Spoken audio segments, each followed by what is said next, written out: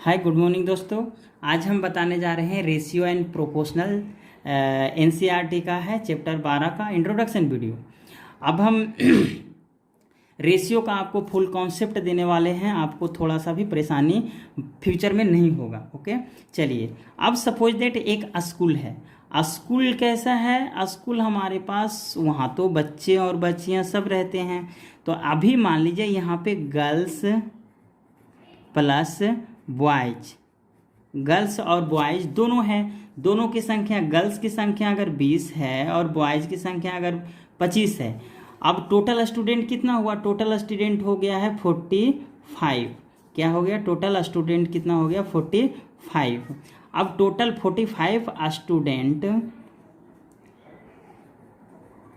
Students, total 55 का students का। अब इसमें क्वेश्चन कैसे पूछता है? बच्चे को ये समझ में नहीं आता है कि हम रेशियो क्या होता है। रेशियो का मतलब होता है, पहले देखिए, रेशियो का साइन तो दो बिंदु से जाना जाता है। अब रेशियो का मतलब होता है बट्टा। अगर हिंदी का बोलें हम बट्टा, तो बट्टा का मतलब होता है कि अगर 2:3 लिखा हुआ है तो इसका मतलब है कि 2/3 हुआ है। ठीक है। अगर कहीं आपको इसका उल्टा दे दे कि 2/3 दिया है तो इसका रेशियो निकालिए तो 2:3 हुआ है। अच्छा, अब यहाँ पे क्वेश्चन किस तरह से क्रिएट करता है? क्वेश्चन बोलेगा कि find the ratio girls to boy. तो गर्ल्स का पहले नाम आया, तो गर्ल्स का जितना भी संख्या होगा वो पहले आएगा, उसके बाद बॉय जाएगा। जैसे एग्जांपल देते हैं, find the ratio of girls to boys. एक तो इस तरह से हो सकता है। दूसरा क्या कहेगा क्वेश्चन कि find the ratio of boys to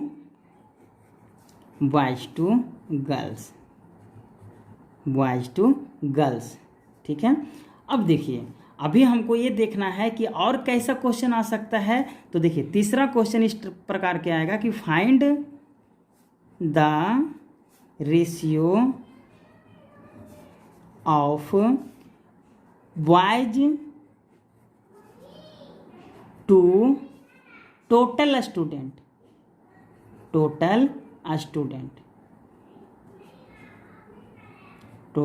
students. अच्छा, इसी का अगर हम बात करें तो उल्टा भी दे सकता है, गर्ल्स टू टोटल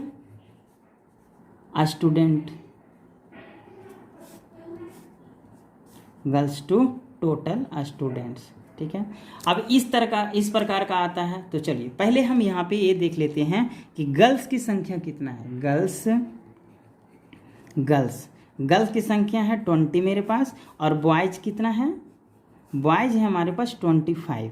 तो अभी हम पहला क्वेश्चन पे डिस्कस करने जा रहे हैं कि रेशियो किसका पूछा? Girls to boys. तो गर्ल्स की संख्या कितना है? यहाँ पे लिख दीजिएगा रेशियो इक्वल टू 20/25। अब देखिए, ये 5 4 जा और 5 5 जा, इसका मतलब है कि रेशियो किसका निकला? गर्ल्स टू बॉयज का। अभी ये गर्ल्स टू बॉयज का है, 5/4 हो गया, यानी कि 4:5 हो गया। ओके।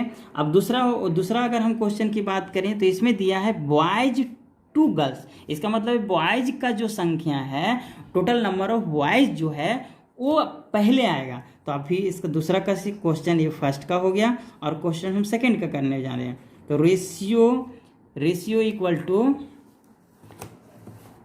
देखिए, रेशियो इक्वल टू, अभी हम क्या पुट करेंगे? अभी हम दूसरा क्वेश्चन कर रहे हैं तो उसमें बॉयज टू गर्ल्स है, तो टोटल बॉयज की संख्या कितना है? 25 अपॉन, फिर गर्ल्स की संख्या कितना है? 20।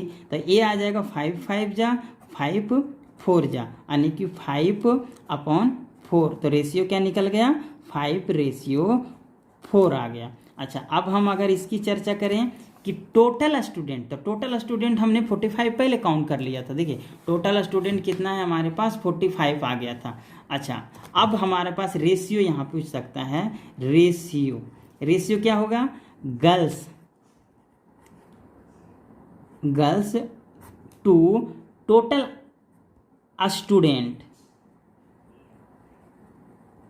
गर्ल्स की संख्या कितनी है, गर्ल्स हमारे पास 20 है और टोटल स्टूडेंट कितना है 45। तो टोटल स्टूडेंट हमारे पास 45 हो गया। तो यहाँ पे 5 4 जा और 9 5 जा, तो 9 5 जा, तो यहाँ पे 9 हो गया। अब देखिए ये हो गया है हमारे पास 4/9 हमारे पास आ गया। तो अब देखिए यहाँ पे हम लिख देंगे 4/9। तो ये रेशियो हमारे पास आ गया 4:9। ये हो गया हमारा रेशियो का कॉन्सेप्ट। चलिए अब आगे देखते हैं। चलिए अब देखते हैं हम इक्विवेलेंट रेशियो। अच्छा, इक्विवेलेंट का मतलब होता है बराबर। बराबर दो रेशियो की बात हो रहा है और वहाँ पे बराबर हो जाना चाहिए, ठीक है।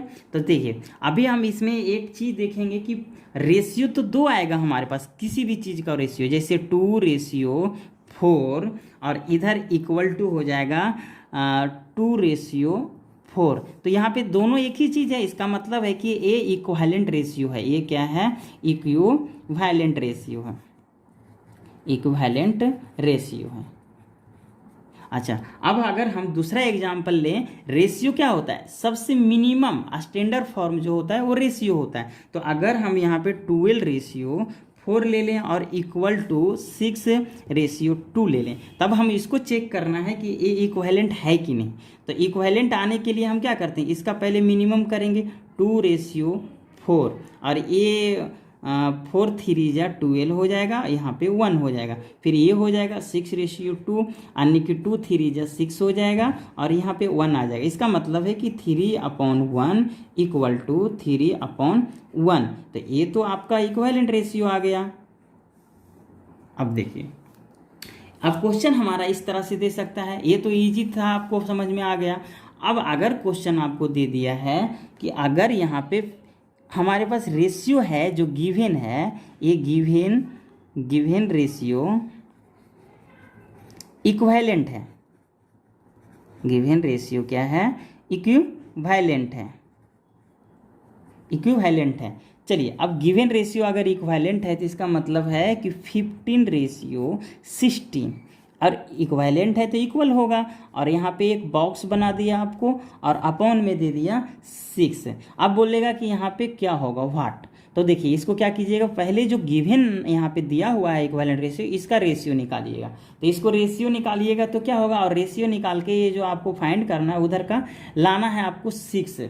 तो देखिए अभी हमको नहीं आ सकता है, तो अगर यहाँ पे 18 कर दें तो अब ये गिवन रेशियो इक्विवेलेंट में आ गया। चलिए अब देखिए यहाँ पे इसको ऐसा नंबर से डिवाइड करना है कि 6 आ जाना है। तो चलिए 3 से डिवाइड करते हैं और यही नंबर से आपको ऊपर भी डिवाइड करना पड़ेगा। तब देखिए 15 को 3 से डिवाइड करेंगे तो कितना आएगा, 15 को अगर 3 से डिवाइड करेंगे तो 5 आ जाएगा, अगर 18 को 3 से डिवाइड करेंगे तो 6 आ जाएगा और इक्वल दिया हुआ है हमारे पास यहाँ पे बॉक्स। अब देखिए इसका जो डिनोमिनेटर है वो 6 आ गया, तो नोमिनेटर उसके बराबर होगा, इसका मतलब ये 5 आ गया गिवन बॉक्स में। चलिए अब आते हैं हम आपको नेक्स्ट टॉपिक, इस चैप्टर का नेक्स्ट टॉपिक है आपका यूनिटरी मेथड। यूनिटरी मेथड का अगर हिंदी में हम लोग बात करें तो होता है एक एक नियम।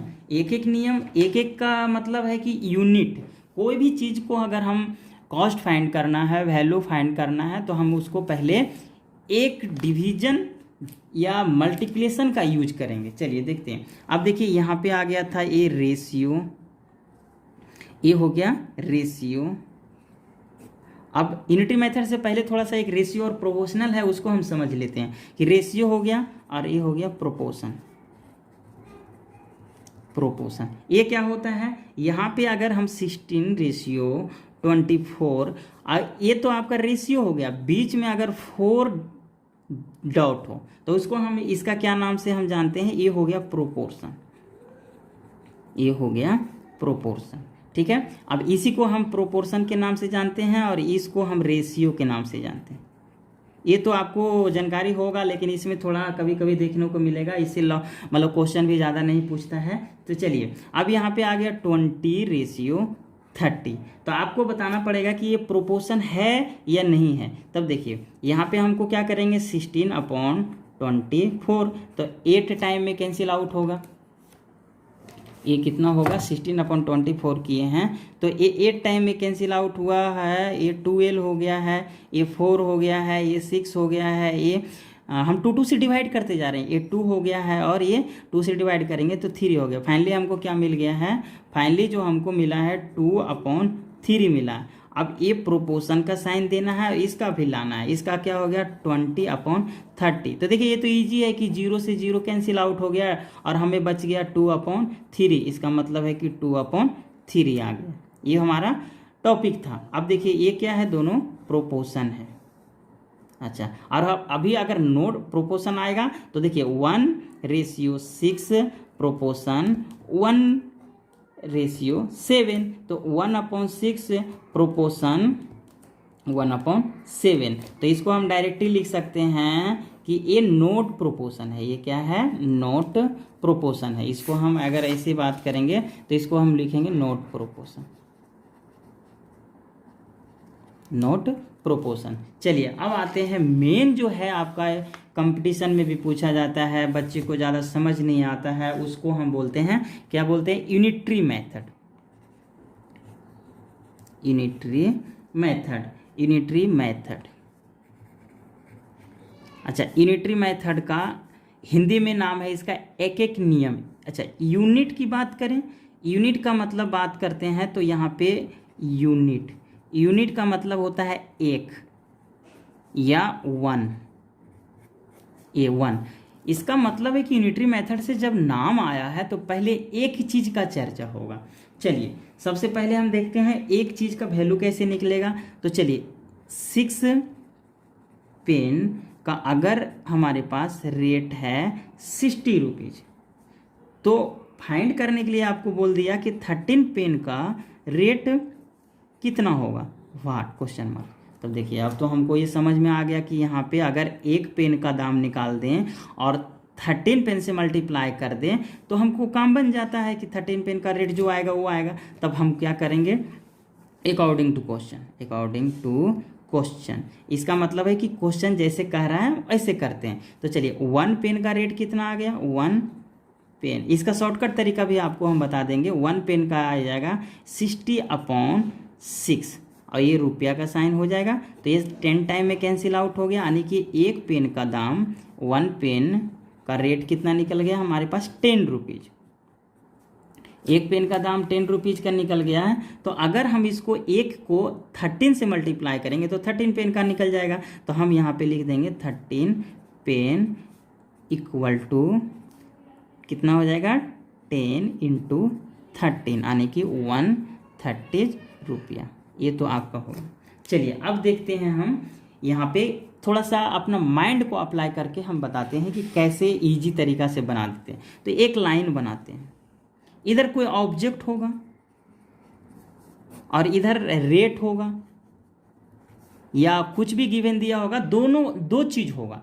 सपोज दैट हम कह रहे हैं कि जैसे कि हमारे पास एक 10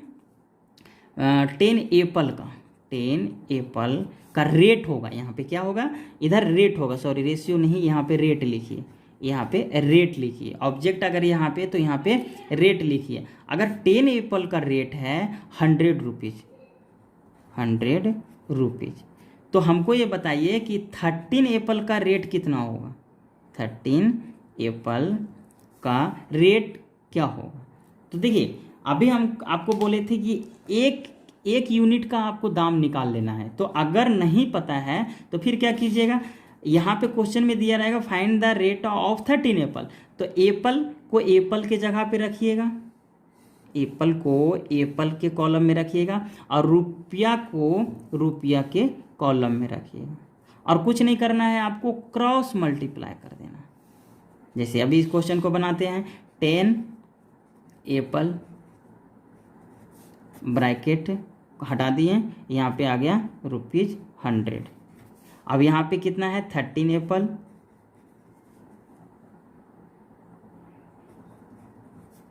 यहाँ पे हमको क्या है x लेट कर सकते हैं, या तो आप कुछ भी लेट कर सकिए, उससे कुछ मतलब। अब देखिए ये एप्पल से तो एप्पल कैंसिल आउट हो गया। अब हमारे पास कितना बच गया 10x 10 को हम क्रॉस मल्टीप्लाई कर रहे हैं ऐसे और ऐसे, तो यहाँ पे 10 इंटू एक्स आ गया, चलिए इंटू भी दे इक्वल टू यहाँ पे आ गया 13 इंटू 100। अब देखिए, अब हमारे पास ऐसा तो आप पढ़े होंगे ना कि अगर 2x इक्वल टू 10 है तो find the value of x, तो x को हम यहीं रखते हैं और ये अपॉन में आ जाता है, तो यहाँ पे 10/2 आ गया, तो ये 5 टाइम में कैंसिल आ गया। इसका मतलब है कि x का वैल्यू हमारे पास फाइंड हो गया 5। चलिए, तो हम इसी तरह से लीनियर इक्वेशन की यहाँ पे सोल्यूशन करेंगे। तो यहाँ पे हमारे पास 10x है, 10x इक्वल टू 13 इंटू 100, तो x इक्वल टू क्या हो गया, x इक्वल टू हो गया 13 इंटू 100 अपॉन 10। 10 से 10 कैंसिल आउट हो गया, x का वैल्यू हमारे पास क्या निकल गया 130। यानी इसका मतलब कह रहा है कि 13 बनाना का जो रेट होगा, रेट ऑफ 13 एप्पल था, sorry Apple rate of 13 Apple is कितना हो जाएगा 130 rupees, 130 rupees. That's all, thank you.